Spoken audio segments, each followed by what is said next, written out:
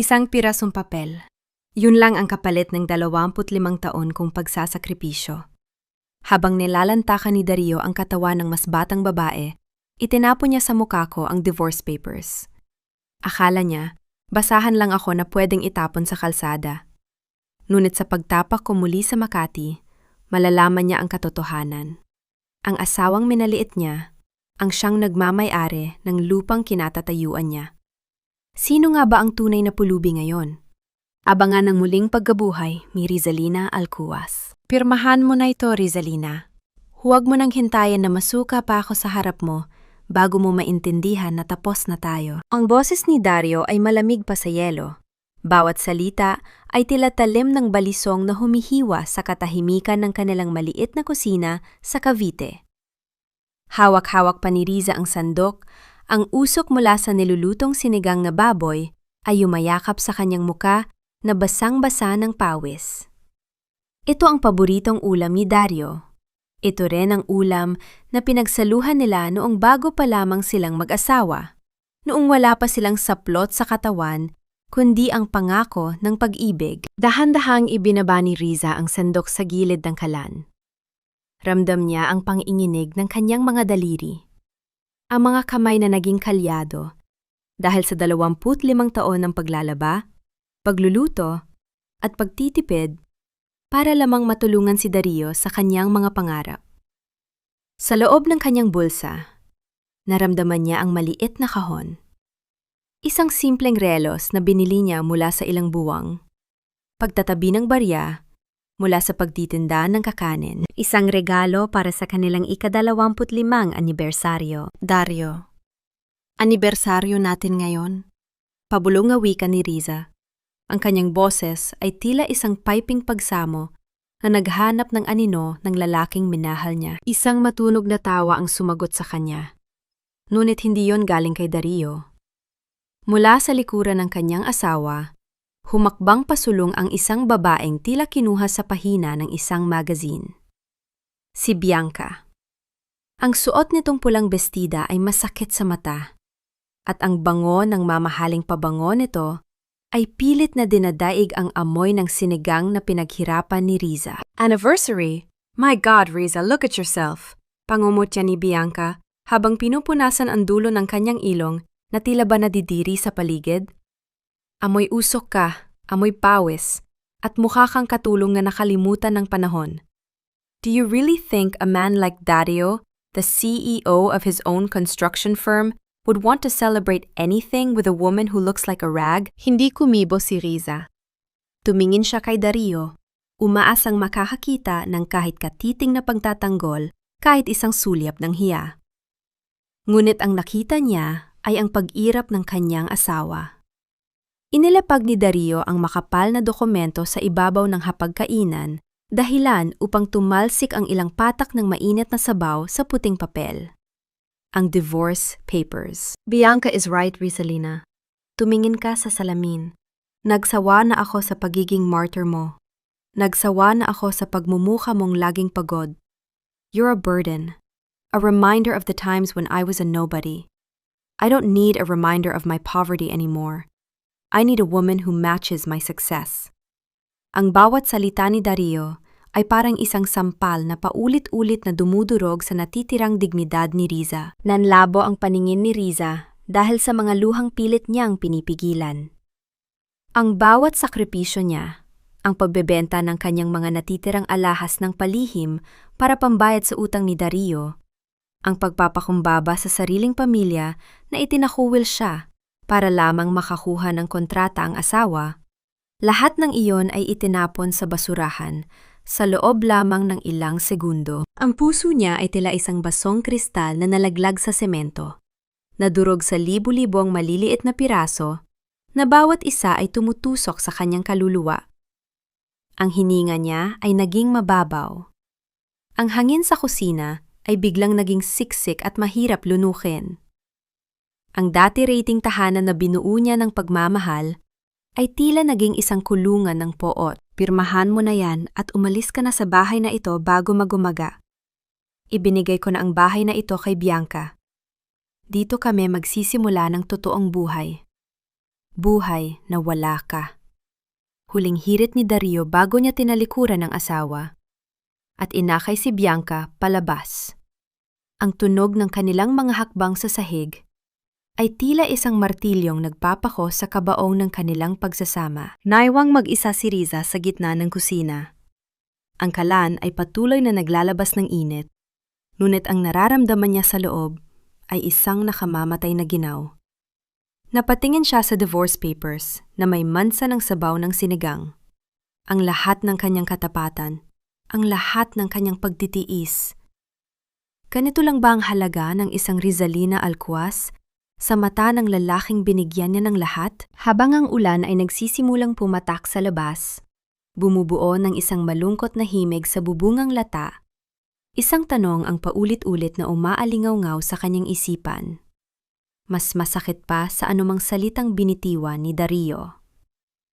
Hanggang kailan mo ba kayang ubusin ang sarili mo para sa taong hindi ka kailanman pinahalagahan? Huwag kang iiyak, Rizalina. Hiyang-hiya ako sa iyo, anak. Ang boses ni Nanay Elena ay halos pabulong na lamang, kasing hinanag hanging dumadaan sa siwang ng bintana. Nakaluhod si Riza sa tabi ng kama ng kanyang biyenan. Ang mga kamay ng matanda na tila tuyong dahon ay dahan-dahang hinahaplos ang kanyang buhok. Sa gitna ng sariling pagkawasak, nagawa pa ni Rizang pumasok sa silid na ito para sa isang huling pagmamano. Ang amoy ng langis at gamot sa silid ay ang tanging bagay na nagparamdam sa kanya na meron pa ring tirahan ang kanyang kaluluwa sa bahay na ito. Kinuha ni Riza ang kanang kamay ni Nanay Elena at idiniit ito sa kanyang noo. Ang bawat luhang pumatak sa kumot ng matanda ay tila kumukulong tubig na nagpapaalala sa kanya ng lahat ng taon na inilaan niya sa pag-aalaga rito. Si Nanay Elena ang tanging nakakita sa lahat ng puyat niya, sa lahat ng pagtitiis niya kapag umuwi si Dario na lasing o kapag wala silang makain dahil lahat ng kita ay napunta sa puhunan ng kumpanya. Nanay, aalis na po ako. Maraming salamat po sa lahat. Pilit na pinatatag ni Riza ang kanyang boses. Ngunit ang bawat pantig ay tila nababasag sa kanyang lalamunan. Sa gitna ng kanilang pagdadalamhati, dahan-dahang binuksan ni Nanay Elena ang kanyang kamao. Isang lukot na 500 piso ang nakasilip doon. Ang perang itinago ng matanda mula sa kanyang maliit na allowance. Inilagay niya ito sa palad ni Riza. Ang kanyang mga mata ay puno ng pagsamo at labis na kahihiyan para sa sariling anak. Ito lang ang maibibigay ko, anak. Pamasahe mo para hindi ka maglakad sa gitna ng dilim. Hikbi ng matanda. Ngunit ang sandaling iyon ng pagmamahalan ay biglang winakasan ng malakas na pagtulak sa pinto. Pumasok si Bianca. Ang kanyang mga mata ay nagniningning sa galit habang nakatingin sa perang hawak ni Riza. Walang pasintabi niyang hinablot ang kamay ni Riza at pilit na kinuha ang 500 piso. Aba, magaling! Pati ba naman ang matandang ito, hututan mo pa? Sigaw ni Bianca. Ang kanyang boses ay tila isang matalim na kuko na kumakalmot sa dangal ni Riza. Pera ito ni Dario, at dahil dito na ako nakatira, wala kang karapatang hawakan kahit 1 sentimo ng perang lumalabas sa bulsa ng asawa ko. Pera ko yan, Bianca. Ibinigay ko yan kay Riza. Ang mahinang sigaw ni Nanay Elena ay agad na nilunod ng nakakabinging tawa ni Bianca. Tumahimik ka, matanda. Kung gusto mong manatili sa bahay na ito, matuto kang sumunod sa akin. Banta ni Bianca bago hinarap si Riza at itinulak ito patungo sa pinto. Lumayas ka na yun din! Ang pagtulak ni Bianca ay naging sanhi upang mawala ng balanse si Riza. Ang kanyang balikat ay tumama sa hamba ng pinto. Isang matinding kirot ang gumuhit sa kanyang katawan. Ngunit mas matindi ang kirot sa kanyang dibdib. Habang hila-hila ang kanyang luma at sirang maleta, lumabas si Riza sa kalsada. Ang ulan ay hindi na lamang patak kundi isang malakas na buhos na tila nakikiramay sa kanyang pag-iisa. Nakatayo siya sa gilid ng madilim na kalsada ng Cavite. Basang-basa, walang pera, at walang patutunguhan. Ang tanging bitbit niya ay ang maliit na pouch sa kanyang bulsa. Ang huling alaala ng kanyang nakaraan na matagal na niyang ibinaon. Tumingin siya sa malayo, sa kawalan, habang ang bawat sasakyang dumadaan ay nagwiwisik ng maruming tubig sa kanyang mga binti. Sa gitna ng kadiliman, isang pares ng malalakas na ilaw ang unti-unting lumapit sa kanya. Isang itim at marangyang kotse ang dahan-dahang huminto sa tapat mismo ni Riza. Ang tunog ng makina nito ay tila isang malalim na paghinga sa gitna ng katahimikan ng gabi. Isang lalaking naka-Amerikana ang bumaba. Hawak ang isang malaking payong upang protektahan si Riza mula sa ulan. Senyorita Rizalina, Sa wakas, nahanap din namin kayo. Ang boses ng lalaki ay puno ng paggalang, isang bagay na matagal lang hindi narinig ni Riza. Tumingala si Riza. Ang kanyang mga mata ay naniningkit sa liwanag. Ang lalaking nasa harap niya ay si Attorney Suarez, ang matapat na kanang kamay ng kanyang ama. Ang mundo ay tila tumigil sa pag-ikot. Ang lamig ng ulan ay biglang napalitan ng isang kakaibang init na nagmumula sa kanyang kaibuturan. Sapat na ba ang 25 taon ng pagpapakumbaba para bayaran ang isang pagkakamali ng puso? Wala na ang iyong ama, Rizalina. 6 na buwan na ang nakalilipas mula nang lisaning niya ang mundong ito. Ang mga salitang iyon ni Attorney Suarez ay tila isang malakas na kulog na yumanig sa loob ng marangyang sasakyan. Nakaupo si Riza sa malambot na upuang gawa sa tunay na balat ng hayop. Ngunit pakiramdam niya ay isa siyang dumi na nakadikit sa isang mamahaling hiyas. Basang-basa pa rin ang kanyang suot. Ang maruming tubig mula sa kanyang damit ay dahan-dahang kumakalat sa carpet ng sasakyan. Ngunit walang bakas ng pandidiri sa mukha ng abogado. Sa halip, awa at matinding paggalang ang nakaukit sa mga mata nito. Hindi nakapagsalita si Riza. Napatingin siya sa kanyang sariling mga kamay na nakapatong sa kanyang kandungan. Ang mga kuko niya ay may dumi pa mula sa paglilinis ng uling sa kusina ni Dario. Ang kanyang mga balat ay tuyot at kulubot. Ikumpara sa bango ng sandalwood at katahimikan sa loob ng sasakyan, ang kanyang buong pagkatao ay tila isang maling piraso ng puzzle. Tila bumalik ang kanyang alaala, 25 taon na ang nakalilipas. Naalala niya ang marangyang mansyon sa Makati, ang kanyang amang si Don Roberto Alcuaz, naggalit na galit habang hinahampas ang mesa. Kapag lumabas ka sa pintong yan, para sa lalaking yan, huwag ka nang babalik. Kalimutan mong Alcuaz ka. Ang sigaw ng kanyang ama na hanggang ngayon ay umaalingaw-ngaw sa kanyang pandinig. At pinili niya si Dario. Pinili niyang maging mahirap dahil naniwala siya sa pangako ng isang lalaking walang maibigay kundi matatamis na salita. Sa loob ng 25 taon, hindi tumigil ang iyong ama sa paghahanap sa iyo, Rizalina. Pagpapatuloy ni Attorney Suarez habang iniyabot ang isang itim na envelope. Ang lahat ng mga kontratang nakuha ni Dario sa Alcuaz Prime Holdings, ang lahat ng mga investor na biglang sumulpot para iligtas ang kumpanya niya, lahat ng yon ay galing sa utos ng iyong ama. Binabantayan ka niya mula sa malayo. Ginamit niya ang kapangyarihan ng Alcuaz para hindi ka magutom sa piling ng lalaking yon. Isang mapait na ngiti ang gumuhit sa mga labi ni Riza. Kaya pala kahit anong kamalian ni Dario sa negosyo, lagi siyang nakakabangon. Kaya pala ang mga pinto ng malalaking kumpanya ay laging bumubukas para sa kanya. Akala ni Dario ay dahil iyon sa sarili niyang talino. Akala niya ay sadyang swerte lang siya. Hindi niya alam na ang babaeng tinatawag niyang pabigat at amoy lusak ang siyang dahilan kung bakit siya nakatuntong sa pedestal na kinalalagyan niya ngayon. Dahan-dahang binuksan ni Riza ang maliit na pouch na kanina pa niya hawak. Inilabas niya ang isang gintong singsing na may nakaukit na agila, ang sagisag ng pamilya Alcuaz. Isinuot niya ito sa kanyang daliri. Ang singsing na itinago niya sa ilalim ng lupa, sa loob ng isang garapon sa loob ng maraming taon, ay saktong-sakto pa rin sa kanyang daliri. Tila ba naghihintay lamang sa muli niyang pagbabalik. Ang pangininig ng kanyang mga balikat ay tumigil. Ang mga luhang kanina pa bumubuhos ay biglang natuyo.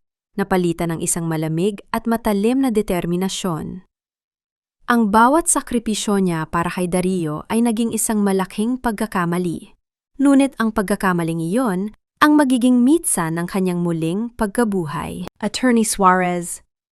Ang boses ni Riza ay wala ng bakas ng panghihina. Ito ay boses na muling nag-angkin ng kapangyarihan. Sabihin niyo sa Board of Directors, ang tunay na tagapagmana ng Alquaz Prime Holdings ay nagbalik na. At bukas na bukas din, gusto kong bawiin ang lahat ng puhunan na ibinigay ng aking ama sa kumpanya ni Dario Villarama. Lahat, hanggang sa huling sentimo. Tumingin siya sa bintana, sa mga ilaw ng Makati na papalapit na sa kanila. Ang dilim ng Cavite ay iniwan na niya sa likuran. Dalhin niyo ako sa Makati. Oras na para matutunan ni Dario kung ano ang pakiramdam ng mawalan ng lahat sa isang iglap. Paano mo haharapin ang bukas kung ang lahat ng pundasyon ng iyong tagumpay ay gumuho dahil sa sarili mong kataksilan? Itapon niya na lahat yan. Ayokong may matirang kahit anong amoy ng basahan yan sa bahay na ito. Ang boses ni Bianca ay umalingaw sa buong sala ng bahay sa Cavite, kasing talim ng basag na bubog. Nakatayo siya sa gitna ng silid. Itinuturo ang mga lumang gamit na maingat na inalagaan ni Riza sa loob ng 25 taon. Ang mga tauhang kinuha niya ay walang awang isinasako ang mga kurtinang tinahi ni Riza, ang mga paboritong tasa na may crack ngunit mahalaga sa kasaysayan ng bahay, at ang mga lumang litrato na nakasabit sa dingding. Ma'am, pati po ba itong mga halaman sa labas? Tanong ng isang lalaki habang hila-hila ang isang paso ng bougainvillea. Lahat! Sabi ko lahat! Sigaw ni Bianca habang pinapanood ang paghakot ng mga alaala ni Riza patungo sa tambak ng basura sa labas. Gagawa tayo ng bagong paraiso dito. Isang bahay na karapat-dapat para sa isang reynang tulad ko, hindi para sa isang labandera. Mula sa kanyang silid, dahan-dahang lumabas si Nanay Elena. Hila-hila ang kanyang saklay. Ang kanyang mga mata ay mamasa-masa habang tinitignan ng isang maliit na frame ng litrato na nahulog sa sahig. Litrato iyon ng kasal ni Riza at Dario. Simple, puno ng ngiti at puno ng pag-asa.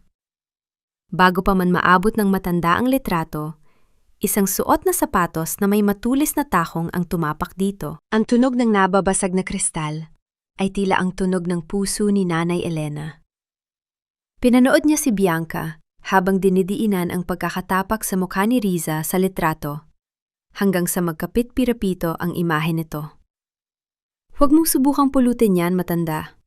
Banta ni Bianca habang nakataas ang kilay. Dapat kang magpasalamat dahil hinahayaan pa kitang manatili rito. Pero kung magiging pasaway ka, baka sumunod ka sa paborito mong manugang sa kalsada. Pumasok si Dario sa sala. Suot ang isang mamahaling itim na polo. Mukhang presko at masaya. Inakbayan niya si Bianca at hinalikan sa pisingi na tila ba walang matandang nagdurusa sa harap nila. Hayaan mo na siya, babe. Excited na ako para sa charity gala bukas sa BGC. Wika ni Dario. Ang kanyang boses ay puno ng kayabangan. Balita ko, darating ang chairman ng Alquaz Prime Holdings. Ito na ang pagkakataon nating makuha ang pinakamalaking contract sa kasaysayan ng kumpanya. Kapag nangyari yon, iiwan na natin ang butas na bahay na ito at lilipat na tayo sa Forbes Park. Talaga, Dario? Mapupunta na tayo sa tunay na high society? Kinikilig na tanong ni Bianca. Siyempre, wala na ang sumpa sa buhay ko. Wala na si Riza. Sagot ni Dario sabay tawa, isang tawang puno ng panunuya. Siguro ngayon, nakikipag-agawan na yon sa mga pusa sa basurahan para sa tira-tirang pagkain. Nagpatuloy ang gabi sa masayang pagpaplano ng dalawa. Hindi pinapansin ang bawat hikbi ni Nanay Elena sa sulok. Ngunit sa gitna ng kanilang pagdiriwang, biglang tumunog ang telepono ni Dario. Isang mensahe mula sa bangko. Ang kumpas ng kanyang puso ay biglang bumilis ng basahe ng nakasulat. Ang kanyang muka na kanina lang ay puno ng kulay ay biglang namutla. Tila ba sinipsip ang lahat ng dugo sa kanyang katawan? May problema ba, babe?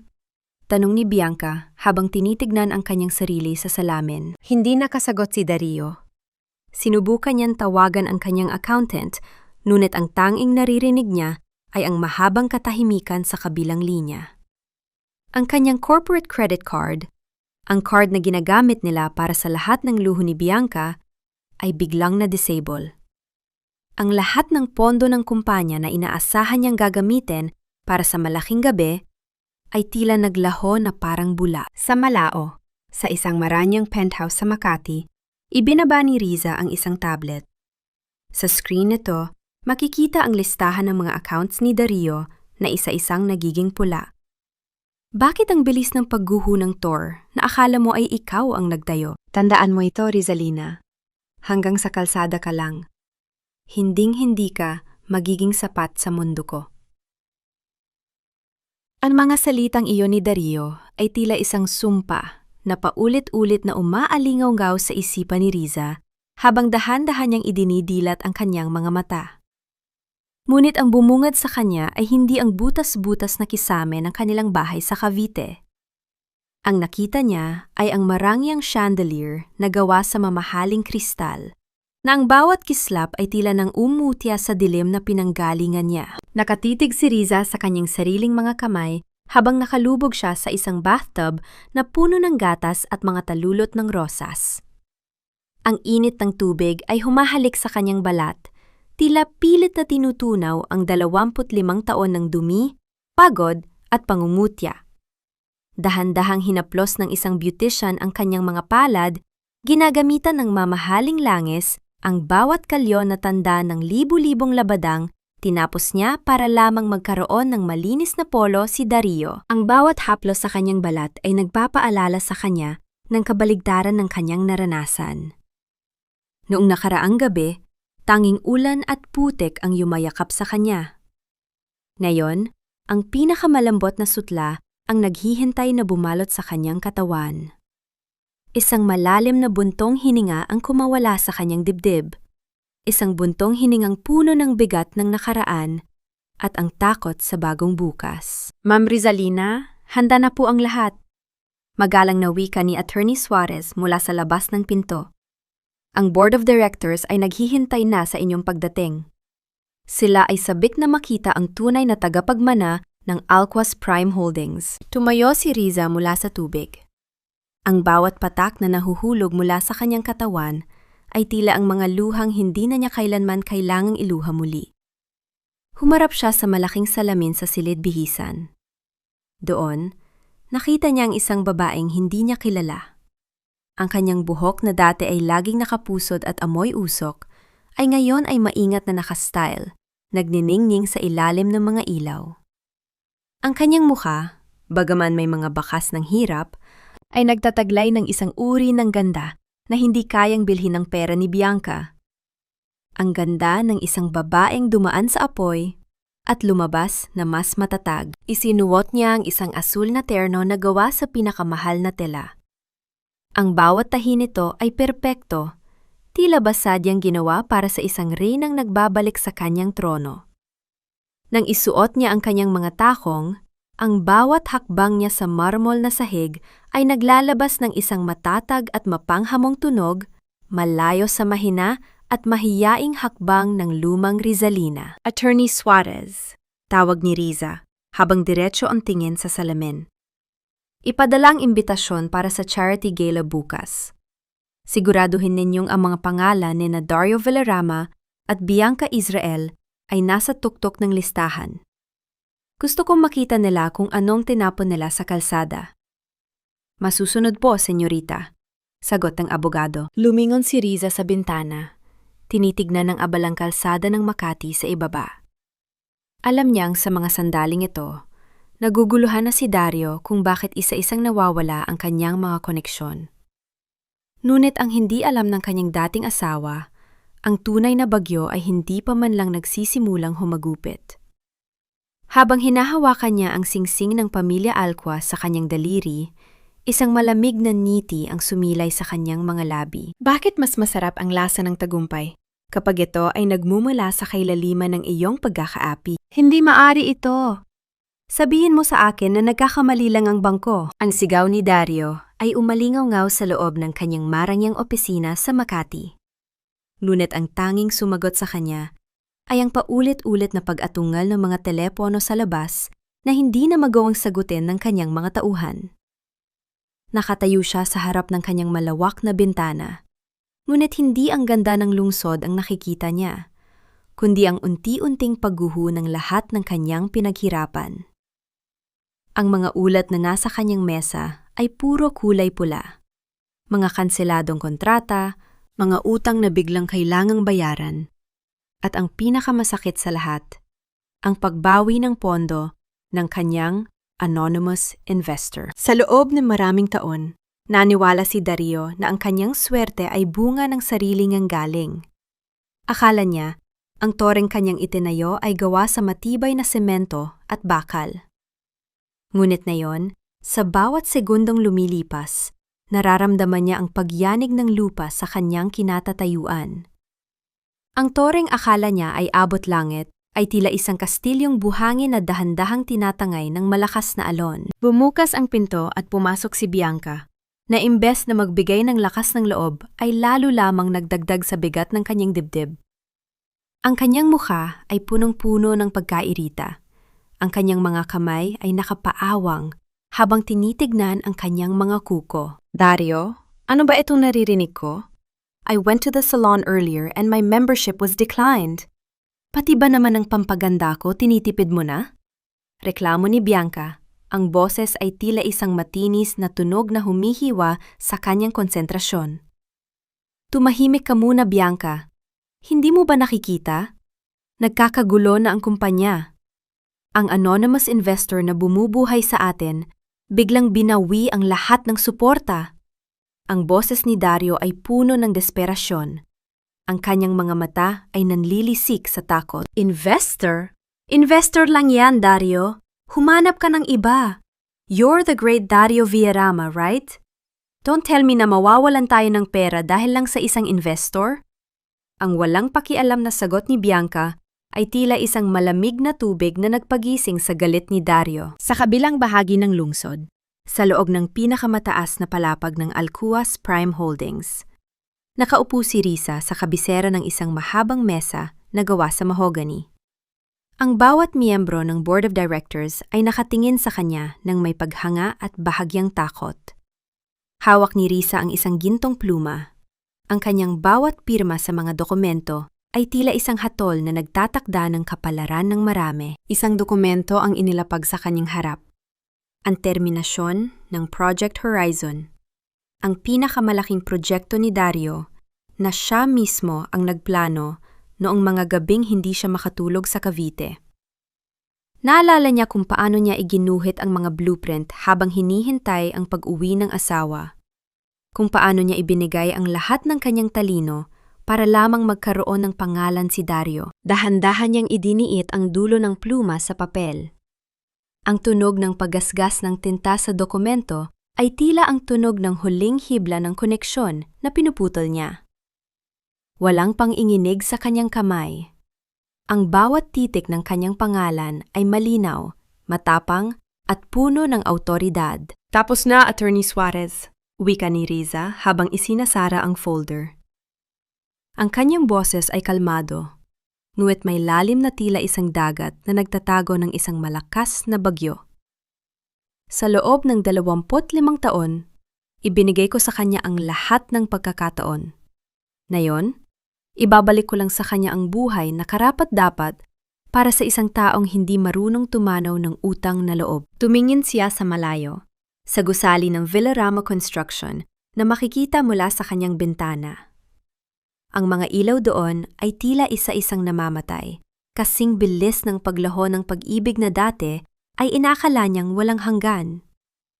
Anong pakiramdam nang makita ang iyong kaaway na dahan-dahang nauubusan ng hininga sa ilalim ng bigat ng sarili niyang mga kasalanan? Huwag mo akong hawakan. Alam mo ba kung sino ang kinakausap mo? Ang matinis na boses ni Bianca ay bumasag sa maharlikang katahimikan ng La Alcuas Boutique. ang pinakasikat at pinakamahal na tindahan ng mga damit sa buong Makati.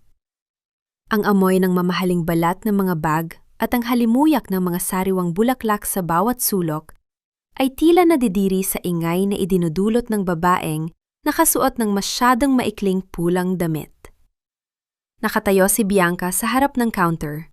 Ang kanyang muka ay nagniningning sa galit, habang pilit na isinusubsob ang kanyang credit card sa muka ng sales clerk. Pasensya na po, ma'am. Pero decline po talaga ang card ninyo. Baka po may iba kayong card na magagamit? Ang mahinahon, ngunit matatag na sagot ng clerk. Bagaman makikita ang panginginig ng kanyang mga kamay sa ilalim ng mesa. Impossible! Baka sira ang machine nyo. I am the future wife of Dario Villarama. We are the biggest name in construction right now. Sigaw ni Bianca. Ang kanyang mga mata ay nanlilisik, habang ang ibang mga customer ay nagsisimulang magbulungan at tumingin sa kanya ng may pangungutya. Sa gitna ng kaguluhang ito, isang babae ang dahan-dahang maglalakad sa kabilang bahagi ng butik. Nakatalikod siya, tinitignan ng isang asul na bestidang gawa sa sutla na nakasabit sa isang gintong mannequin. Ang kanyang tindig ay tuwid. Ang kanyang bawat galaw ay puno ng grasya na tila ba ang bawat hibla ng hangin sa paligid niya ay sumusunod sa kanyang kumpas. Nang makita ni Bianca ang babaeng tila binibigyan ng espesyal na atensyon ng manager ng butik, lalong umakyat ang dugo sa kanyang ulo. Sa paningin niya, ang babaeng ito ang kumuha ng atensyong dapat ay sa kanya. Hey you! Sigaw ni Bianca habang mabilis na lumalapit sa babaeng nakatalikod. Huwag mong sabihing bibilhin mo yan. That dress is too expensive for someone like you. Baka naman nagpapanggap ka lang na mayaman para makakuha ng lalaking magbabayad niyan? Style niya na yan, di ba? Mga social climber. Hindi kumibo ang babae. Hindi rin siya lumingon. Ang katahimikan niya ay tila isang malalim na bangin na lalong nagpanggigil kay Bianca. Ano, bingi ka ba? Humarap ka sa akin kapag kinakausap kita. Hindi mo ba alam kung sino ang kinalaban mo? Isang tawag ko lang kay Dario. Mawawalan ka ng trabaho kahit saan ka pagaling. Patuloy ni Bianca. Ang kanyang kamay ay nakaduro na sa likod ng babae. Dahan-dahan, ang babae ay nagsimulang lumingon. Ang tunog ng kanyang mga takong sa makintab na sahig ay tila ang tunog ng isang orasan na nagbibilang ng huling sandali ng kaligayahan ni Bianca. Nang tuluyan siyang humarap, ang lahat ng kulay sa mukha ni Bianca ay naglaho. Tila ba nakakita siya ng isang multo sa gitna ng tirik na araw? Ang babaeng nasa harap niya ay walang iba, kundi si Riza. Ngunit hindi ito ang Rizang, amoy usok at gusot, ang damit na itinapon nila sa kalsada. Ang Rizang nasa harap niya ngayon ay nagniningning ang balat. Ang mga mata ay may talim ng isang agila, at ang kabuuan ay nagtataglay ng otoridad na hindi mapapapantayan. Good morning, Senyorita Rizalina. Ang sabay-sabay na pagbati ng lahat ng staff ng butik habang yumuyukod sila ng malalim. Riza? Ang boses ni Bianca ay naging isang mahinang squeak. Ang kanyang mga tuhod ay tila naging jelly sa sobrang panghihina. Anong ginagawa mo dito? Magdanakaw ka ba? Paano ka nakapasok sa ganitong lugar? Isang malamig na ngiti ang sumilay sa mga labi ni Riza. Humakbang siya pasulong, dahilan upang mapaatras si Bianca hanggang sa tumama ang likod nito sa isang istante ng mga mamahaling pabango. Hindi mo ba alam, Bianca? Ang boses ni Riza ay malambing, ngunit may dalang panganib. Ang butik na ito, ang mall na kinatatayuan mo, at maging ang kumpanyang ipinagmamayabang mo, lahat ng yan ay nasa ilalim ng aking mga kamay. You are standing in my house and you have the audacity to shout at me? Kinuha ni Riza ang asul na bestida at inihagis ito sa paanan ni Bianca. Sabi mo masyadong mahal ito para sa akin? Yan ang pagkakaiba nating dalawa. Ikaw, kailangan mong magmakaawa sa isang card na wala namang laman. Ako, sapat ng pangalan ko para makuha ang lahat ng gusto ko. Tumingin si Riza sa manager. Palabasin ang babaeng ito at siguraduhin ninyo ang kanyang muka ay nasa blacklist ng bawat establishmento sa ilalim ng Alcuas Prime Holdings. Ayokong makakita ng basura sa loob ng aking bakuran. Habang kinakaladkad si Bianca palabas ng mga security guard, ang kanyang mga sigaw ng pagpoprotesta ay unti-unting naglaho, napalitan ng tunog ng paparating na ulan sa labas.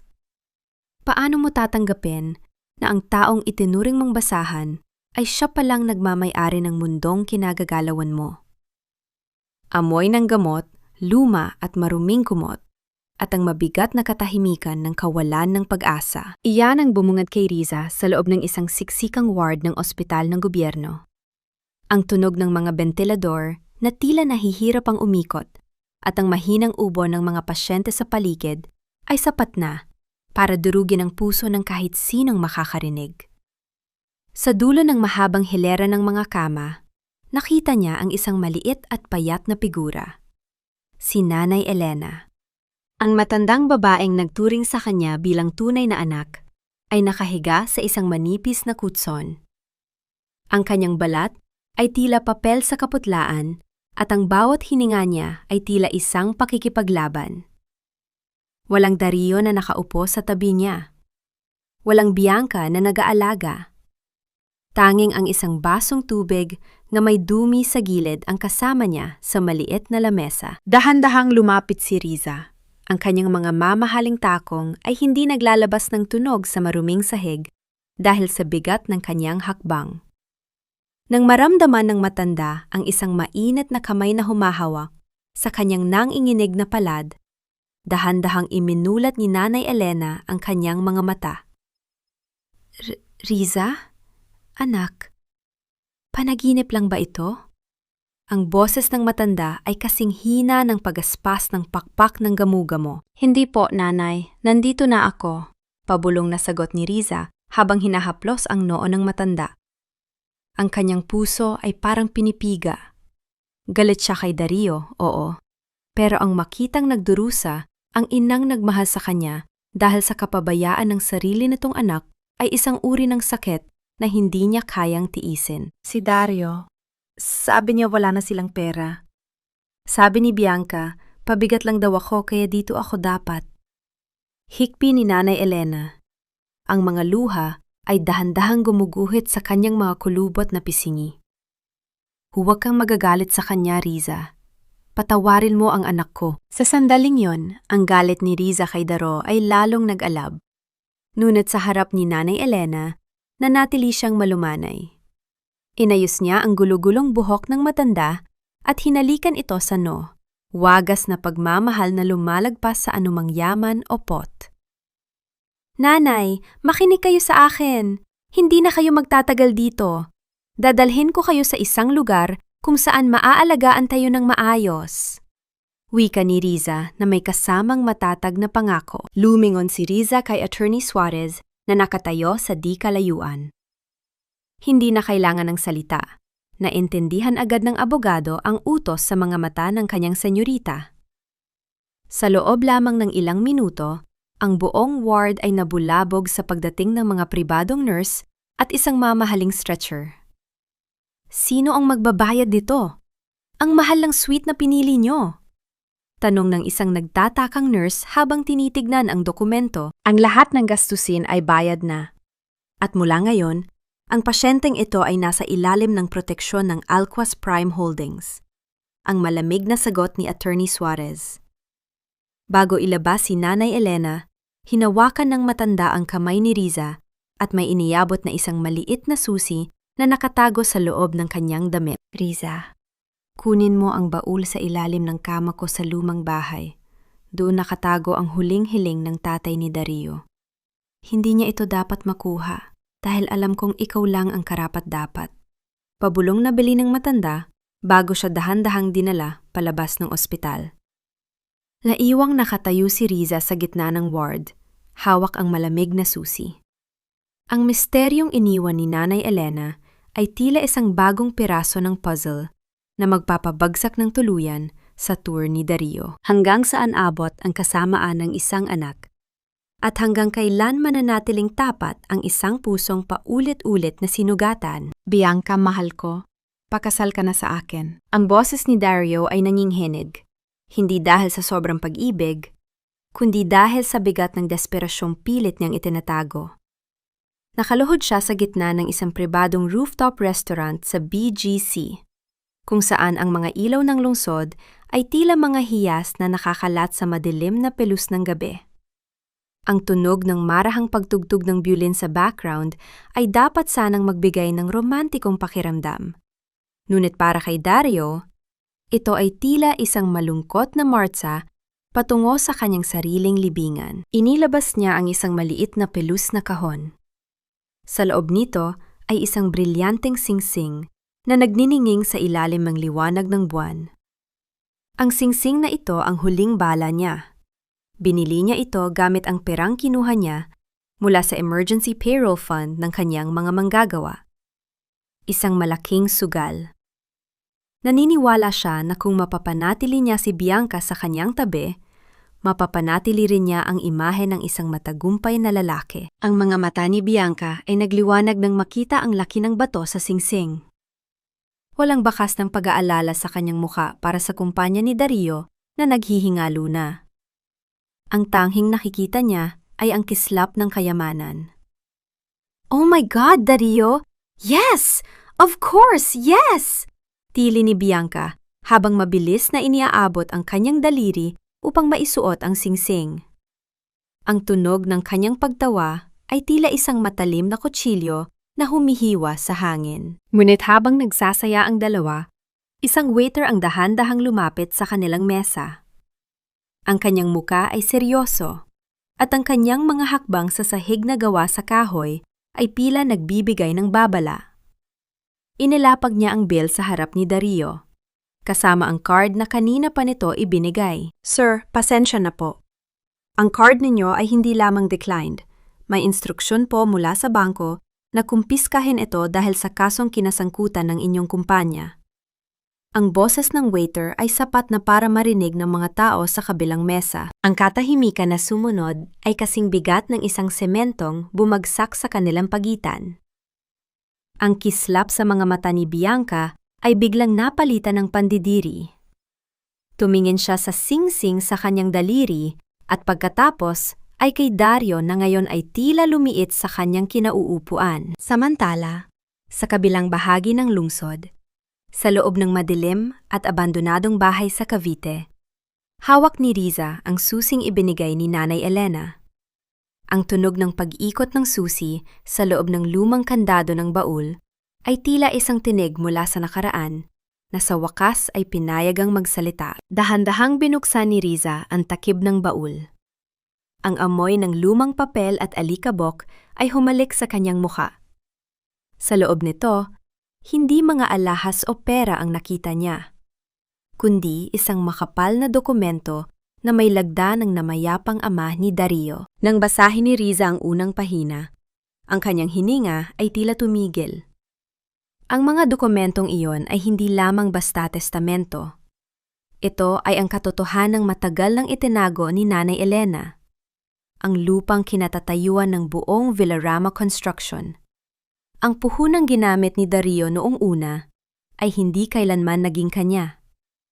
Ito ay isang amana, isang tiwala na ibinigay sa ilalim ng isang kondisyon na nilabag na ni Dario sa pinakamasakit na paraan. Isang malamig na hangin ang umihip sa loob ng kwarto. Tila ba nagdiriwang ang mga kaluluwa ng nakaraan?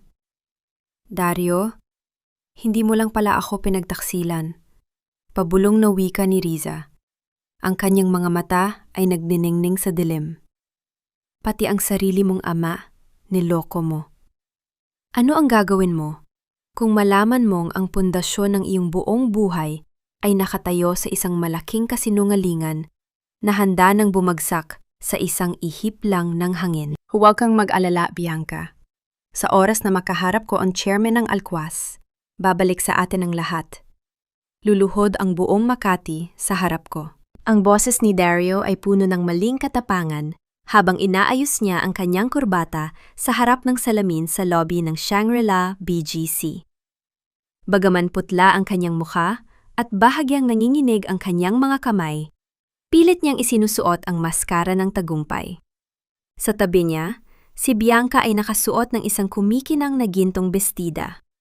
Ang kanyang mga mata ay tila naghahanap ng sinumang pamilyar na mukha sa high society upang patunayan na kabilang pa rin sila doon. Sa kabila ng kahihiyang naranasan sa restaurant kagabi, Ang kapaligiran ng charity gala ay punong-puno ng halimuyak ng mga sariwang imported na bulaklak at ang mahinang himig na isang chamber orchestra na tila nagbibigay ng background music sa marangyang pagtitipon.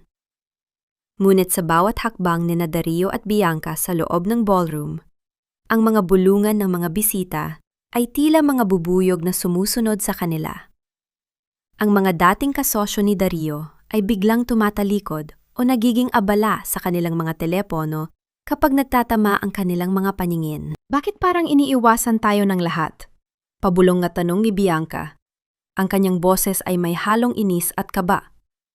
Dario, sigurado ka bang magagawa mong kausapin ng chairman? Sabi nila, napakailap daw nito at walang sinasanto. Trust me, Bianca. Ang alkwas ang nagligtas sa akin noon. Hindi nila ako pababayaan ngayon, sagot ni Dario. Pagaman ang pawis sa kanyang noo ay hindi na kayang itago ng aircon ng hotel. Sa gitna ng kislap ng mga kamera at tawanan ng mga elitista, Biglang namatay ang mga pangunahing ilaw sa loob ng ballroom. Ang tanging natira ay ang isang spotlight na nakaturo sa malaking pinto sa itaas ng grand staircase. Isang matinding katahimikan ang bumalot sa buong silid, kasing bigat ng hiningang pinipigilan ng bawat taong naroon. Ladies and gentlemen, Ang boses ni Attorney Suarez ay umalingaw-ngaw mula sa stage, puno ng otoridad. tonight, it is our greatest honor to formally introduce the new chairman and sole heir of Alquaz Prime Holdings, Ang taong mantatakda ng bagong direksyon ng ating industriya. Ang tunog ng dahan-dahang pagbubukas ng malalaking pinto ay tila ang tunog ng pagbubukas ng isang bagong kabanata. Isang anino ang lumitaw sa gitna ng liwanag. Ang bawat hakbang ng babaeng bumababa sa hagdan ay tila isang tibok ng puso na narinig sa buong ballroom. Nakasuot siya ng isang itim na gown na may disenyong tila mga pakpak ng agila. Nagniningning ang mga brilyante sa kanyang leeg na tila mga bituin sa madilim na langit. Nang marating ng babae ang gitna ng hagdan at humarap sa madla. Ang baso ng champagne na hawak ni Dario ay dahan-dahang nadula sa kanyang mga daliri. Ang tunog ng pagbasag ng kristal sa sahig ay hindi narinig sa gitna ng kolektibong paggagulat ng lahat. Rizalina? Ang boses ni Dario ay halos hindi lumabas. Isang tuyot na bulong na punong-puno ng hindi makapaniwalang takot. Nakatayo si Riza sa itaas. Ang kanyang paningin ay matalas at direkta. Hindi siya ang Rizang nagmakaawa sa kusina. Siya ang reynang nagbabalik upang bawiin ang kanyang kaharian. Ang kanyang mga mata ay tumama sa nangangatog na si Dario at sa isang maliit ngunit makapangyarihang galaw, dahan-dahan niyang itinaas ang kanyang kamay upang ipakita ang singsing ng pamilya Alquaz. Ang bawat hininga sa loob ng ballroom ay tila naging yelo. Ang katahimikan ay naging isang sigaw ng katotohanang walang sinuman ang handang tumanggap. Good evening, everyone! Ang boses ni Riza ay kasing linis at kasing lamig ng kristal. At sa'yo, Dario? Kamusta ang pakiramdam na makita ang taong itinapon mo sa kalsada na ngayon ay may-ari na ng iyong hininga? Ano ang gagawin mo kapag ang tanging taong inaasahan mong magliligtas sa'yo ay ang taong pinakasinaktan mo? Rizalina? Hindi maari ito. Isang malaking pagkakamali ito. Ang boses ni Dario ay nanginginig. Bawat salita ay tila hirap na lumalabas sa kanyang tuyot na lalamunan. Habang dahan-dahang humahakbang si Riza pababa ng grand staircase, ang bawat tunog ng kanyang mga takong sa marmol ay tila isang hatol ng kamatayan para sa dangal ni Dario. Ang mga tao sa paligid, ang mga negosyanteng dati ay kinatatakutan ni Dario, ay kusang tumatabi, nagbibigay ng daan sa tunay na reyna ng gabing iyon. Nang makarating si Riza sa huling baitang, tumayo siya ng tuwid sa harap ni Dario. Ang distansya sa pagitan nila ay sapat na para maamoy ni Riza ang mamahaling alak sa hininga ng dating asawa. Ngunit wala na ang pamilyar na takot sa kanyang dibdib. Ang tanging nararamdaman niya ay ang lamig ng isang pusong matagal nang pinatigas ng sakit. Riza, honey, bakit hindi mo sinabi? Pilit nang ngumiti si Dario, isang ngiting puno ng pang-ininig at desperasyon habang sinusubukan niyang hawakan ang braso ni Riza. Kaya pala pakiramdam ko ay laging may nagbabantay sa akin. It was you all along, right? Ang asawa ko, ang tagapagmana ng alkwas. Isang mabilis na pag-atras ang ginawa ni Riza bago pa man madapo ang mga daliri ni Dario sa kanyang balat. Ang kanyang tingin ay kasing talim ng isang punyal na itinusok sa gitna ng dibdib ng lalaki. Huwag mo akong hawakan, Dario.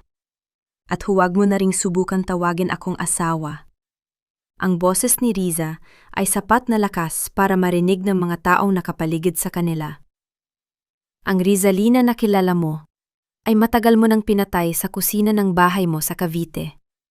Ang kaharap mo ngayon ay ang taong may-ari ng bawat pako, bawat semento, at bawat hininga ng kumpanyang ninakaw mo sa iyong ama. Biglang sumingit si Bianca. Ang kanyang muka ay namumula sa pagitan ng galit at kahihiyan. Ninakaw? Anong pinagsasabi mo?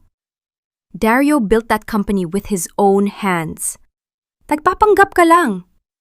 Siguro ay ginamit mo ang katawan mo para makuha ang pwestong yan, no? Isang malakas na singhap ang lagmula sa mga manonood. Hindi nagbago ang ekspresyon ni Riza. Sa halip, dahan-dahan siyang tumingin kay Attorney Suarez na nasa kanyang likuran.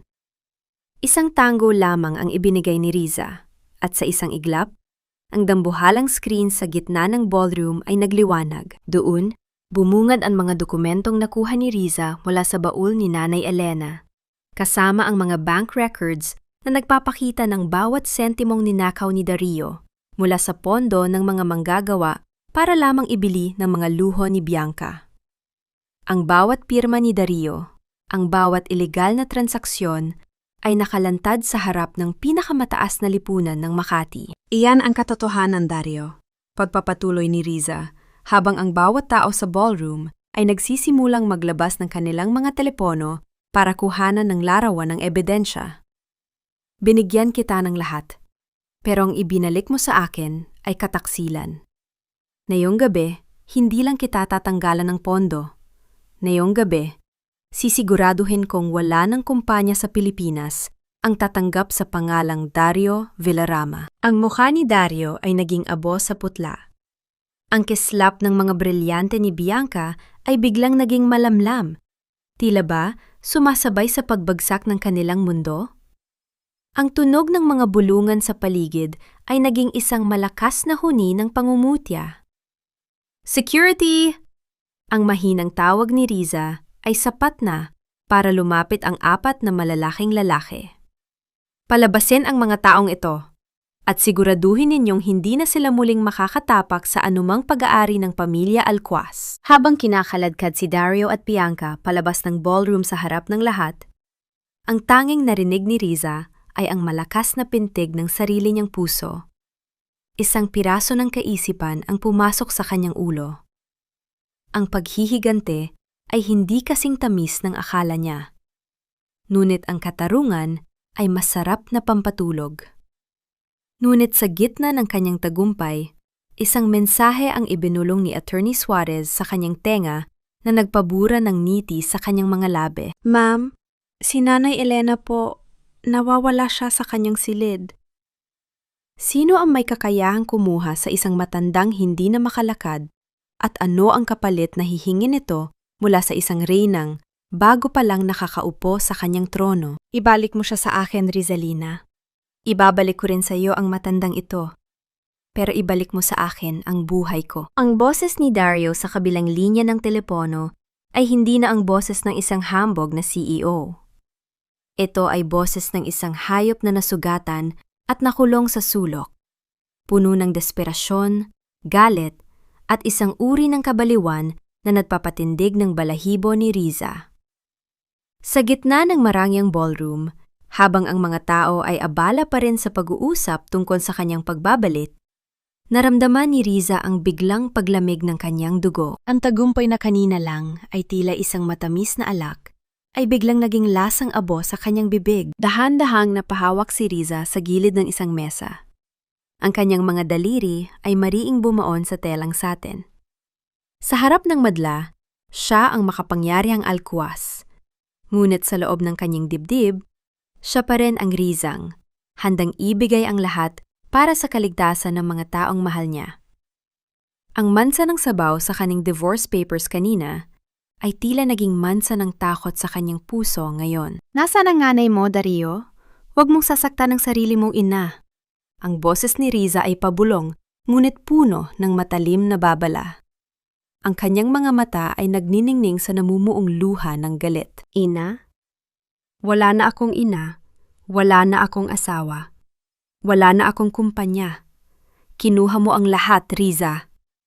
Ang sigaw ni Dario ay may kasamang tunog ng pagbasag ng kung anong bagay sa kabilang linya.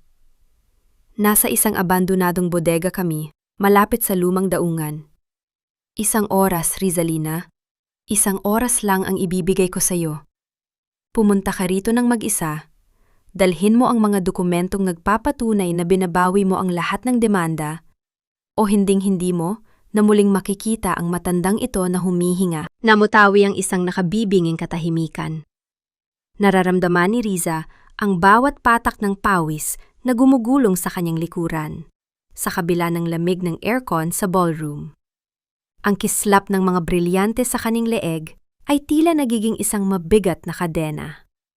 Ang bawat tao sa paligid niya ay tila mga aninong walang muka, habang ang tanging malinaw sa kanyang isipan ay ang imahe ni Nanay Elena, ang matandang nagbigay sa kanya ng huling 500 piso para sa kanyang kaligtasan. Isang matinding panginginig ang dumaan sa buong katawan ni Riza.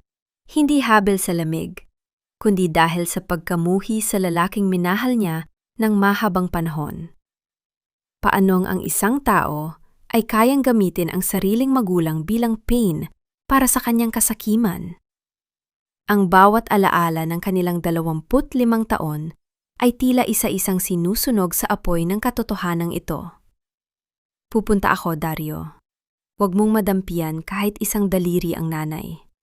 Ang huling wika ni Riza bago niya pinatay ang tawag. Tumingin siya kay Attorney Suarez na noon ay mabilis nang lumalapit sa kanya, puno ng pag-aalala ang muka. Hindi na kailangan pang magsalita ni Riza. Ang kanyang nanginginig na kamay at ang pamumutla ng kanyang muka ay sapat ng mensahe. Ang reyna ay kailangang bumaba muli sa putikan upang iligtas ang kaisa-isang hiyas na natitira sa kanyang nakaraan. Habang mabilis siyang naglalakad palabas ng hotel, ang tunog ng kanyang mga takong sa semento ay tila isang mabilis na pagtambol ng digmaan. Ang ulan sa labas ay muling bumubuhos. Mas malakas, mas madilim, tila ba naghahanda ang langit para sa isang huling paghaharap? Hanggang saan mo kayang isakripisyo ang iyong bagong nahanap na kapangyarihan para sa isang pusong pilit mong kinakalimutan? Ibaba mo ang pluma, Rizalina. Isang maling galaw mo, at sisiguraduhin kong ito na ang huling hininga ng matandang ito. Ang boses ni Dario ay umalingaw-ngaw sa loob ng madilim at malawak na bodega, kasing talim ng kinakalawang na yero na humahampas sa labas dahil sa lakas ng hangin. Nakatayo si Riza sa gitna ng maruming semento. Ang kanyang itim na gown na panggala ay basang-basa ng ulan at putik. Ang laylayan nito ay dahan-dahang sumasipsip ng dumi ng lugar na iyon. Ang halimuyak ng mamahaling pabango na suot niya kanina ay tuluyan ang nilamon ng alingasaw ng kalawang at alat ng dagat mula sa kalapit na daungan. Sa ilalim ng isang madilaw at andap-andap na bumbilya, nakita ni Riza si Nanay Elena. Nakaupo ang matanda sa isang sementadong poste. Ang kanyang mga kamay ay nakatali, at ang kanyang muka ay puno ng takot at pagod. Sa tabi nito ay si Dario, na ang buhok ay gulo-gulo at ang mga mata ay nagniningning sa isang uri ng kabaliwan na tila hindi nakilala ang tama sa mali. Sa isang sulok, nakita rin ni Riza si Bianca, na nanginginig habang yakap-yakap ang isang bag na puno ng mga alahas, handang tumakas sa oras na makuha nila ang gusto nila. Ang puso ni Riza ay tila pinipiga ng isang dambuhalang kamay. Ang bawat luhang dumadaloy sa mukha ni Nanay Elena ay tila isang patak ng asido sa kanyang kaluluwa. Gusto niyang sumigaw, gusto niyang sumugod. Ngunit ang bawat kalamnan sa kanyang katawan ay tila naging bato dahil sa takot para sa buhay ng matanda. Ang 25 taon ng kanyang pag-ibig kay Dario ay tila naging isang malaking biro na ang dulo ay ang madilim na bodegang ito. Dario, sapat na ito. Ang boses ni Riza ay nanginginig, ngunit may lalim ng isang dagat na nagtitimpi. Narito na ang mga dokumento. Ibinabalik ko na sa iyo ang lahat. Ang kumpanya, ang pera, ang kapangyarihan. Kunin mga lahat. Huwag mo lang saktan si nanay. Ibigay mo sa akin! Sigaw ni Dario habang mabilis na lumalapit kay Riza. Ang kanyang mga kamay ay marahas na hinablot ang mga papel. Isang mapait na tawa ang kumawala sa kanyang mga labi habang binabasa ang mga dokumento sa ilalim ng malamlam na liwanag. Nakikita mo ba ito, Bianca? Akin na ulit ang lahat. Ako pa rin ang panalo. Ngunit habang abala si Dario sa kanyang tagumpay, dahan-dahang lumapit si Bianca sa pinto. Bit-bit ang bag ng mga alahas. I'm sorry, Dario, pero hindi ko kayang mabuhay kasamang isang kriminal na tulad mo. Salamat sa mga alahas. Pero dito na tayo magtatapos. Ang malamig na wika ni Bianca, bago siya mabilis na tumakbo palabas sa gitna ng malakas na ulan. Bianca! Bumalik ka rito? Ang sigaw ni Dario ay naging isang desperadong hiyaw sa gitna ng bodega. Sa sandaling iyon, ang katahimikan ng gabi ay biglang bumasag sa tunog ng malalakas na hakbang ng mga sapatos sa labas. Ang mga ilaw ng sasakyan ng pulis ay nagsimulang gumuhit sa mga dingding ng bodega, kulay asul at pula na tila sumasayaw sa gitna ng kadiliman. Si Attorney Suarez, kasama ang mga awtoridad, ay mabilis na pumasok sa loob. Dario Villarama, ibaba mo ang iyong armas. Napapaligiran ka na. Ang sigaw ng isang opisyal. Nabitawan ni Dario ang mga papel na kanina lang ay itinuring niyang kaligtasan. Ang kanyang mga tuhod ay dahan-dahang bumigay. Ang kanyang buong katawan ay tila nawala ng lakas, habang nakatingin sa mga pulis. Ang lahat ng kanyang plano, ang lahat ng kanyang kasakiman, ay nagtapos sa isang madilim at maruming sulok. Mabilis na tumakbo si Riza patungo kay Nanay Elena. Dahan-dahang kinalagan ang mga tali nito at niyakap ang matanda ng napakahigpit. Ang tunog ng kanilang pag-iyak ay tila isang himig ng paglayas sa gitna ng bulew ng mga pulis at ang malakas na buhos ng ulan. Ngunit habang inilalabas si Dario na may suot na posas, lumingon siya kay Riza. Ang kanyang mga mata ay wala ng galit, kundi isang malalim at madilim na pagsisisi na tila huli na para sa anumang kapatawaran. Sa sandaling yon, dahan-dahang bumagsak si Nanay Elena sa mga braso ni Riza. Ang kanyang katawan ay naging malamig at ang kanyang mga mata ay dahan-dahang pumikit. Nanay? Nanay, gumising kayo! Ang sigaw ni Riza ay umalingaw-ngaw sa buong bodega. Mas malakas pa sa kulog sa labas. Ito na ba ang huling sakripisyong kailangang ibigay ni Riza para sa isang pag-ibig na matagal na niyang kinalimutan? Puti ang lahat ng dingding, amoy ng gamot na humahalimuyak sa hangin, at ang nakakabinging katahimikan ng isang silid na tila naghihintay sa huling hininga ng isang tao. Nakatayo si Riza sa labas ng intensive care unit. Ang kanyang muka ay nakasandig sa malamig na salamin ng pinto. Ang marangyang gown na suot niya kagabi ay napalitan na ng isang simpleng asul na damit. Ngunit ang bigat sa kanyang dibdib ay tila lalong nadagdagan. Sa loob ng silid, nakikita niya ang maraming tubo na nakakabit sa katawan ni Nanay Elena at ang maliit na monitor na nagpapakita ng mabagal at matitipid na pintig ng puso ng matanda. Ang bawat guhit sa screen ay tila isang marahang hakbang patungo sa kawalan. Ang bawat segundo ay tila isang oras ng pagdurusa para kay Riza. Naalala niya ang lahat ng pagkakataong siya ang inaalagaan ng matanda nung siya ay may sakit, nung wala silang pambili ng gamot at tanging mainit na soup at haplos ng kamay ni Nanay Elena ang nagbibigay sa kanya ng lakas. Ngayon, sa kabila ng lahat ng yaman ng pamilya Alcuaz, nararamdaman ni Riza ang matinding kawalan ng kapangyarihan. Hindi kayang bilhin ng bilyon-bilyong piso ang hiram na buhay ng isang taong naging ina na rin sa kanyang puso. Dahan-dahang lumapit si Attorney Suarez, dala ang isang folder na naglalaman ng mga ulat mula sa labas. Ang kanyang mga hakbang sa makintab na sahig ng ospital ay tila nagbibigay ng mensahe ng katarungan. Senyorita, nahuli na po si Bianca sa paliparan. Pabulong na wika ng abogado. Sinubukan niyang itakas ang mga alahas, ngunit lahat ng iyon ay nakalista na bilang ninakaw na ari-arian ng Alcuaz. Wala siyang dalang kahit isang sentimo. At tungkol naman kay Dario, nandun siya sa selda, nagwawala. Tinatawag ang pangalan niyo. Humihingi siya ng tawad. Nagmamakaawa na huwag niyo siyang pabayaan. Isang mapait at tuyot na tawa ang kumawala sa mga labi ni Riza. Tumingin siya sa kanyang mga kamay. Ang mga kamay na dati ay tanging pag-ibig lang ang alam ibigay. Ngunit ngayon ay may hawak ng kapangyarihang magwasak o magligtas. Hayaan niyo siyang mabulok doon, Attorney Suarez. Ang boses ni Riza ay wala ng galit, kundi isang uri ng pagod na nanggagaling sa kailaliman ng kanyang kaluluwa. Ipaalam niyo sa kanya na ang nanay ay nasa bingit ng kamatayan dahil sa kanya. Ipaalam niyo sa kanya na ang lahat ng luho ni Bianca ay nauwi sa rehas.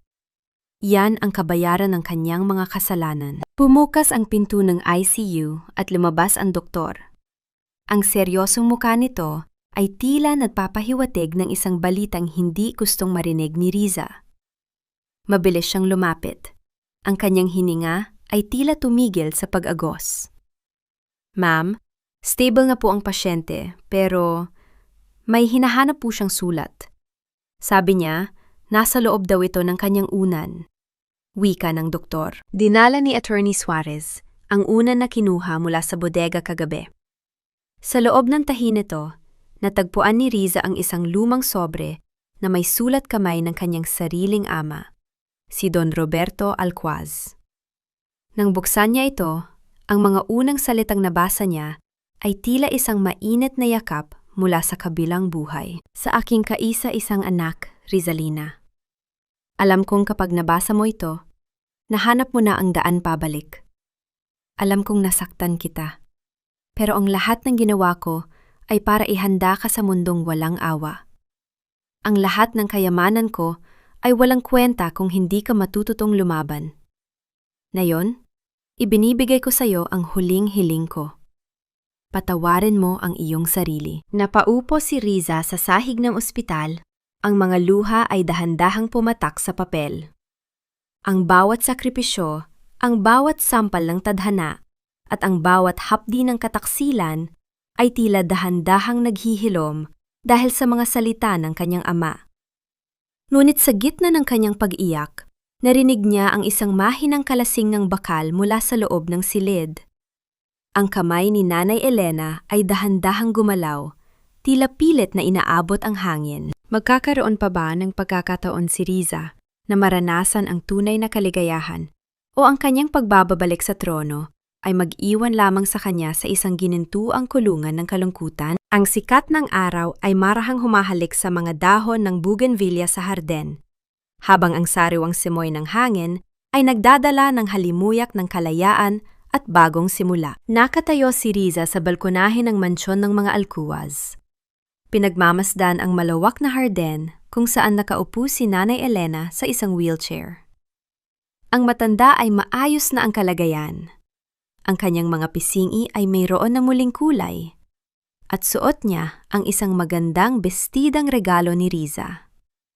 Sa tabi nito ay isang nurse na masayang nakikipag-usap, malayo sa madilim, at mabahong ward na pinanggalingan nito. Ang tunog ng mga ibon sa paligid ay tila isang koro na nagdiriwang sa panunumbalik ng katahimikan sa kanilang mga buhay. Dahan-dahang hinaplos ni Riza ang singsing sa kanyang daliri. Ang bawat kislap nito ay hindi na nagpapaalala ng sakit, kundi ng responsibilidad at dangal. Naalala niya ang kanyang huling pagbisita sa bilangguan noong nakaraang linggo. Nakita niya si Dario sa likod ng mga rehas. Ang lalaking dati ay tinitingala niya ay naging isang anino na lamang ng kanyang sariling kasakiman. Patawarin mo ako, Riza. Bigyan mo ako ng isa pang pagkakataon, ang huling pangsamu ni Dario. Ang kanyang mga kamay ay pilit na umaabot sa labas ng bakal, ngunit tanging katahimikan ang ibinigay ni Riza. Hindi dahil sa pot, kundi dahil sa kawalanan ng puwang sa kanyang puso para sa mga lalaking tulad ni Dario. Ang pagpapatawad na ibinigay ni Riza ay hindi para kay Dario na bumalik sa kanyang buhay, kundi para sa kanyang sarili, upang tuluyan na niyang mapalaya ang kanyang kaluluwa mula sa 25 taon ng pagiging bilanggo ng maling pag-ibig. Pumaaba si Riza sa hardin at dahan-dahang lumapit kay Nanay Elena. Nang maramdaman ng matanda ang kanyang presensya, isang matamis na ngiti ang sumilay sa mga labi nito. Hinawakan ni Riza ang mga kamay ni Nanay Elena, ang mga kamay na naging saksi sa kanyang hirap at ngayon ay saksi rin sa kanyang tagumpay. Nanay, handa na po ang lahat para sa itatayo nating foundation, pabulong na wika ni Riza. Ipapangalan po natin ito sa inyo, para sa lahat ng mga kababaihang nawalan ng pag-asa, para malaman nila na laging may umaga pagkatapos ng pinakamadilim na gabi. Salamat anak, ipinagmamalaki ka ng iyong ama, sagot ni Nanay Elena. Ang kanyang mga mata ay nagnininging sa kagalakan. Tumayo si Riza ng tuwid at tumingin sa malayo, sa matatayog na gusali ng Makati na tila yumuyukod sa kanyang harapan. Siya na ngayon ang timon ng Alquaz Prime Holdings, ang babaeng dumaan sa putikan, ngunit lumitaw na may korona ng katatagan. Ang bawat hakbang niya sa damuhan ay puno ng katiyakan. Ang bawat hininga niya ay puno ng layunin. Ang lahat ng kanyang isinakripisyo, ang kanyang kabataan, ang kanyang pagtitiis, at ang kanyang mga luha, ay naging mga batong tuntungan niya patungo sa rurok ng kanyang pagkatao. Hindi na siya ang Rizalina na nagtatago sa anino ng iba. Siya na ang liwanag na magbibigay ng pag-asa sa marami. Habang ang araw ay dahan-dahang lumulubog, naglalabas ng mga kulay rosas at lila sa langit, naramdaman ni Riza ang isang uri ng kapayapaan na hindi kayang bilhin ng anumang yaman. Isang huling tingin ang ibinigay niya sa kanyang nakaraan, bago niya tuluyang itinalikod ang sarili upang harapin ang isang bukas na siya mismo ang gumuhit. Ang tunog ng pagaspas ng hangin sa mga puno ay tila isang mahinang bulong ng pagsang-ayon. Rizalina Alquaz. Sa wakas, ikaw ay malaya na. Ang dagat ay tila isang dambuhalang salamin na sumasalamin sa gintong liwanag ng bukang liwayway, habang ang bawat hampas ng alon sa pampang ay naglalabas ng isang banayad at nakakalulang musika ng kalikasan. Nakatayo si Riza sa dalampasigan ng kanilang pribadong resort sa Batangas. Ang kanyang mga paa ay dahan-dahang lumulubog sa pino at maputing buhangin. Ang malamig na tubig na humahalik sa kanyang mga binti ay tila naglilinis sa huling bakas ng alikabok mula sa kanyang nakaraan. Sa kanyang kanang kamay, hawak niya ang isang lumang singsing na pilak. Ang singsing na ibinigay ni Dario 25 taon na ang nakalilipas sa ilalim ng puno ng mangga. Noon, ang singsing na ito ang itinuring niyang pinakamahalagang hiyas sa mundo. Ngayon, tinitignan niya ito ng walang anumang pait o pananabik. Ang bawat dasgas sa metal nito ay tila isang mapa ng mga sugat na ngayon ay tuyo na at ganap ng naghilom. Dahan-dahang itinaas ni Riza ang kanyang kamay, at sa isang malakas na kumpas, inihagis niya ang singsing patungo sa malayo.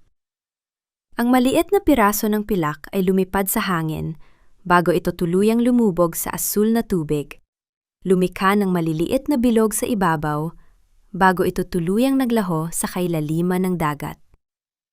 Kasabay ng pagkawala ng singsing ay ang huling buntong hininga ng Rizang martyr, ang Rizang binuo ng sakit. 1 taon na ang nakalilipas mula nang mabulok si Dario sa bilangguan. Balita ni Attorney Suarez, paulit-ulit na sumusulat ang dating asawa, puno ng mga salitang nagsisisi at nagmamakaawa. Ngunit ni isa sa mga ito ay hindi binuksan ni Riza. Para sa kanya, ang katahimikan ay ang pinakamabigat na parusa para sa isang taong hindi marunong magpahalaga. Si Bianca naman ay napabalitang nagtatrabaho na ngayon sa isang maliit na karenderya sa probinsya. Malayo sa karangyaan at kislap na ninakaw niya, natututunan ang hirap ng buhay na dati ay pinagtawanan niya kay Riza. "Riza, anak. Halika na, nakahanda na ang almusal." Ang boses ni Nanay Elena ay umalingaw-ngaw mula sa itaas ng veranda ng mansyon. Lumingon si Riza at numiti ng napakatamis. Ang makitang masaya at malusog si Nanay Elena, sa piling niya ang pinakamalaking tagumpay na nakamit niya. Sa loob ng 1 taon, ang Alquaz Foundation ay nakapagbigay na ng bagong buhay sa libu-libong kababaihan. Tinuturuan silang tumayo sa sariling mga paa at huwag hayaang yurakan ng sinuman ang kanilang dangal. Nahanap na ba ni Riza ang kapatawaran? Oo. Pinatawad niya ang kanyang sarili sa pagpili sa maling tao at pinatawad niya ang Tadhana sa pagbibigay sa kanya ng napakabigat na pagsubok. Ngunit ang pagpapatawad na ito ay hindi nangangahulugan ng pagbabalik sa nakaraan, kundi ang pagpili na lumakad palayo ng may taas noong dangal. Natagpuan na ba niya ang kapayapaan? Sa bawat gabi na mahimbing ang kanyang tulog, sa bawat ngiti ni Nanay Elena, at sa bawat tagumpay ng kanyang kumpanya, nararamdaman ni Riza ang isang uri ng katahimikan na hindi kayang ibigay ng anumang kayamanan. Ang kapayapaan niya ay nagmumula sa katotohanang ginawa niya ang tama, hindi lamang para sa kanyang sarili, kundi para sa katarungang matagal na ipinagkait sa kanya. Ang aral na iniwan ng kanyang kwento sa bawat pusong nakikinig ay simple, ngunit makapangyarihan. Ang wagas na pagmamahal ay hindi dapat maging dahilan ng iyong pagkaubos. Ang sakripisyo ay dakila, ngunit ang pagrespeto sa sarili ay obligasyon. Huwag matakot na bumalik sa putikan kung doon mo muling mahahanap ang iyong nawalang korona. Dahil ang tunay na tagapagmana ay hindi nasusukat sa ginto, kundi sa tibay ng kanyang kaluluwa sa gitna ng bulyaw ng bagyo. Habang ang araw ay tuluyan ng sumisikat, nagbibigay ng bagong liwanag sa buong mundo, naglakad si Riza pabalik sa mansyon. Ang kanyang bawat hakbang ay may katiyakan. Ang kanyang bawat hininga ay puno ng pasasalamat. Siya, si Rizalina Alquaz. Ang babaeng dumaan sa apoy, namatay sa hirap, ngunit muling nabuhay bilang isang reyna ng sarili niyang tadhana.